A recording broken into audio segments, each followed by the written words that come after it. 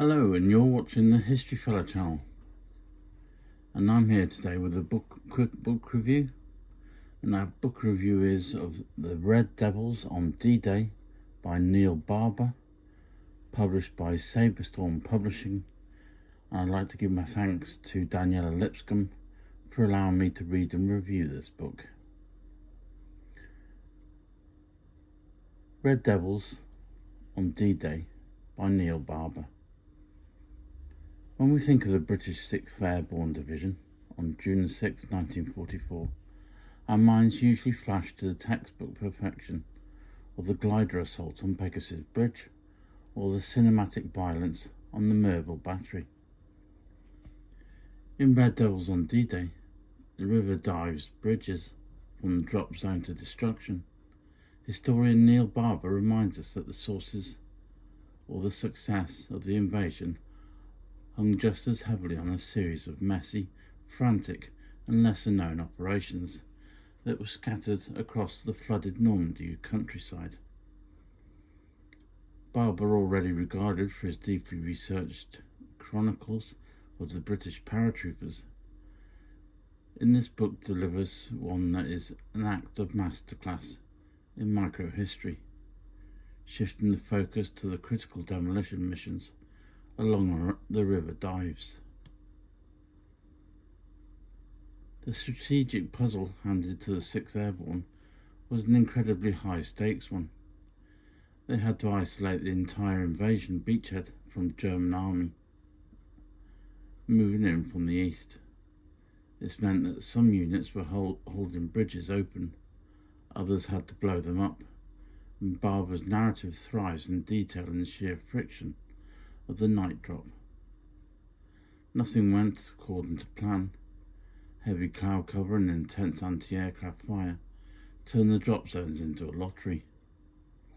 Men were scattered miles from their targets. Heavy equipment sank into the marshy bogs, and the radios were lost. What makes this book so gripping is how Barber tracks the transition from total disaster to improvised triumph.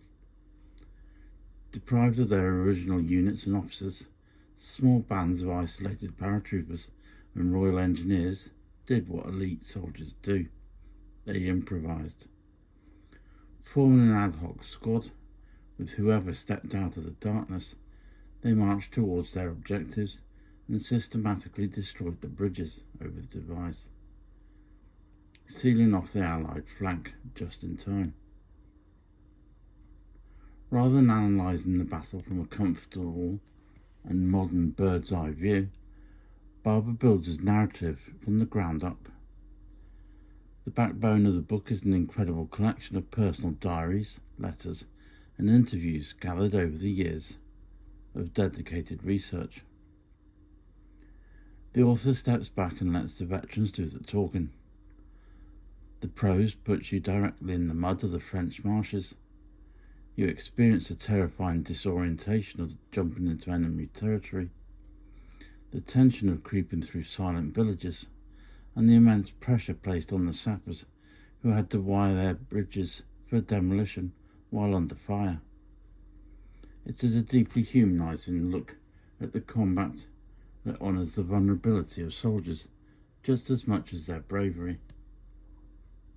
For a book dealing with scattered drops and precise demolition targets, visual context is everything.